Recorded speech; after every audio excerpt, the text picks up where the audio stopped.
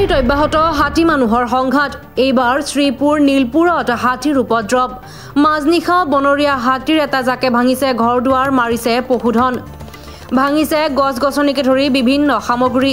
বিগত কেইবা মাহ ধৰি নলবাৰীত এটা বনৰীয়া হাতীৰ জাকে কৰি আছে মুক্ত বিচৰণ বন্যহস্তি খেদি পঠিওৱাৰ ক্ষেত্ৰত বন বিভাগে কোনো গুৰুত্ব দিয়াৰ অভিযোগ চন্দ্ৰধৰ কলিতা নামৰ লোকজনৰ ঘৰত বনৰীয়া হাতীৰ জাকটোৱে চলাইছে উপদ্ৰৱ মোৰ নাম চন্দ্ৰ কলিতা কিমান মান সময়ত আছিল হাতী ৰাতি 1:30 যোৱাৰ পিছত আহিছে কেইটা আহিছিল তিনিটা আহিছিলে কোন ফালৰ পৰা আহিছিল কিবা গম দক্ষিণ দিশৰ পৰা আহিছে আহি আমাৰ ঘৰ থকা ঘৰৰ ভঁৰাল ঘৰৰ বেৰবিলাক ভাঙিছে ভাঙি তাত ধান চাউল আছিলে সেইবিলাক খাই তহলং কৰি দিছে গৰু পোৱালি এটা নিহত কৰিছে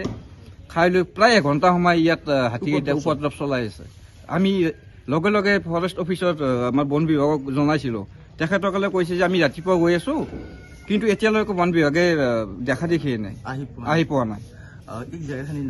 আমাৰ জাগাখিনিৰ নাম শ্ৰীপুৰ চুবুৰী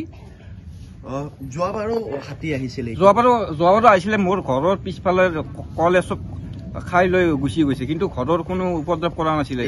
এইবাৰ কিন্তু যথেষ্ট ক্ষতি হৈছে প্ৰায় 30,000 মান টকা মোৰ ক্ষতি হৈছে মানুহখিনি ক'ত আছে আমি মানুহখিনি ঘৰৰ ভিতৰত আতংকিত হৈ আছো কাৰণ কলা আহিলে হাতীয়ে গোবা মাৰি ধৰিব